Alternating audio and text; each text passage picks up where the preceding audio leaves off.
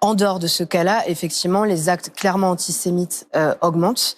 Il faut rappeler plusieurs choses. Déjà, que ces actes doivent être fortement condamnés, qu'ils sont absolument inacceptables, quelle que soit la situation au Proche-Orient, quel que soit ce qui se passe à Gaza aujourd'hui et le nettoyage ethnique en cours opéré par le gouvernement israélien, cela n'a rien à voir avec les personnes qui vivent en France, y compris avec des personnes de nationalité israélienne. Tout le monde doit se rappeler qu'il s'agit d'un conflit colonial, instrumentalisé par des groupes religieux, évidemment le Hamas, fanatique religieux, mais aussi le gouvernement d'extrême droite israélien qui défend des théories bibliques dans sa manière d'attaquer la bande de Gaza. Tout ça, il faut vraiment se prémunir de cette importation du conflit, le rappeler très fort, rappeler que nous sommes aux côtés évidemment des Juifs de France et aussi faire très attention à tous les discours qui voudraient mettre un signe égal entre musulmans et haine du juif. On a beaucoup entendu ça ces derniers temps à la télé. C'est très très dangereux. Laisser aujourd'hui un Éric Zemmour dire que les musulmans n'ont pas leur place en France, un meilleur Habib dire que